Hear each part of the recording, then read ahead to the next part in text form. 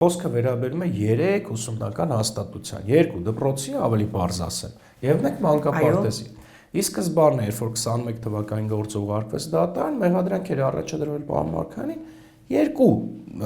հաստատության մասով, 1 մանկապարտեզի եւ 1 դպրոցի։ Մի դպրոցի մասով ըստ էության մեղադրանք չներկայացվեց ու հաշվի առնելով որ գործը մեղադրական եզրակացությամբ ուղարկվեց դատաքննության, ի թիվս նաեւ այլ մեղադրյալների մասով, ով մեղադրանք էր առաջադրվել այդ դպրոցի մասով, պարզ էր ու տրամաբանական, որ վարույթ իրականացնող մարմինը այս մասով պարոն Մարգարյանի քրեական հետապնդումից հրաժարվել էր։ Այնինչ հիմա ի թիվս սրա, ի թիվս փողերի լվացման նաեւ ավելացրեցին այն մի դպրոցի դրվագը։ Հիշեցին։ Հա, հիշեցին, որը որ, այսպես ասեմ,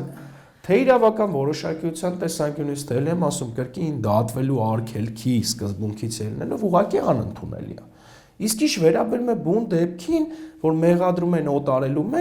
օտարելու մեջը մի քիչ վերցնել օտարելու մեջ մի քիչ այսպես ասեմ, շատ կենցաղային է հնչում ու այստեղ շրջանառվում է դպրոց, մանկապարտեզ այդ եզրույթները, որը այսպես ասած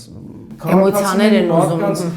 նուրբ լարերի վրա ազդում են։ Մենք բոլորս երեխաներ ունենք, մեր երեխաները հաճախում են մանկապարտեզ, դպրոց, բնականաբար դա լսել է տհաճ է։ Իրականությունը լիովին այլ է։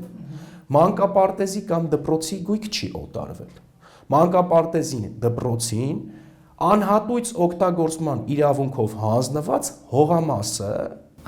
սահմանված ընթացակարգերի պահպանվամբ չափագրվել է, նվազեցվել է, մուտք է արվել Երևան քաղաքի, այսպես ասած, գույքային ֆոնդ, հետո անցել է 2 հանձնաժողովներով։ Կա մեկ հանձնաժողով, որը որոշում է Երևան քաղաքում կոնկրետ տարվա մեջ, որ հողամասներն են դրվում աճուրդի, ու կա երկրորդ հանձնաժողով, հենց բուն աճուրդային հանձնաժողովը։ Իսկն այս հողերը, ի թիվս մի շարք այլ հողերի, ստանալով համապատասխան մասնագիտական թույլտվություններ, հանձնաժողովներով անցնելով դրվել են աճուրդի եւ վերջնարդյունքում վաճառվել են շուկայական արժեքով աճուրդով։ Աճուրդը նախաքննական մարմինն էլ չի վիճարկում։ Տեղի է ունեցել օրենքով սահմանված աճուրդ, աճուրդում շահել է կոնկրետ անձ, վճարել է գումարը Երևան քաղաքին, այս հողը անցել է իրեն։